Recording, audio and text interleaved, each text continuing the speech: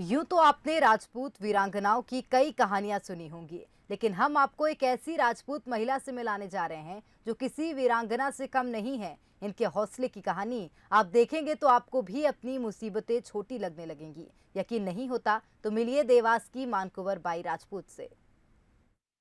वो मुसीबतों से लड़ जाती है, वो अपनी राह खुद बनाती है। वो किसान मानकुंवर कहलाती है।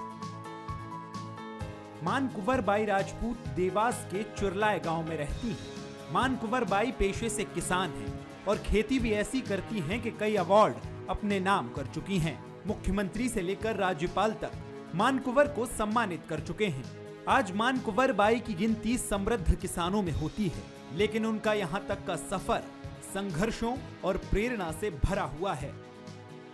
वो सबसे पहले तो वहाँ पे इंदौर में हुआ, फिर राजपाल सिंह जी ने करा, भोपाल में भी हुआ, सब दूर सम्मानित। किसने करा था इंदौर में सम्मान? इंदौर में भी शिवराज मामा ने करा था। इसीलिए अच्छी खेती के लिए है। सब साथ में थे, सुमित्रा महाजन साथ में थे। हर किसी की जिंदगी में वो वक्त आता है जब कोई अपना उसे छोड़ जाता है। ऐसा ही मानकुंवर के साथ हुआ जब उनके पति भारत सिंह राजपूत का निधन हो गया।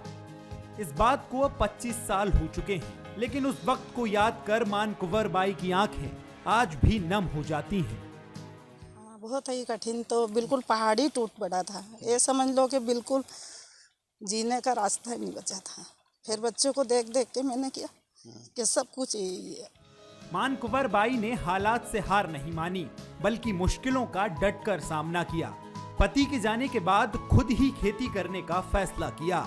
उन्होंने मिश्रित खेती को जैविक पद्धति से कर ऐसा रिकॉर्ड बनाया कि हर कोई उनका मुरीद हो गया।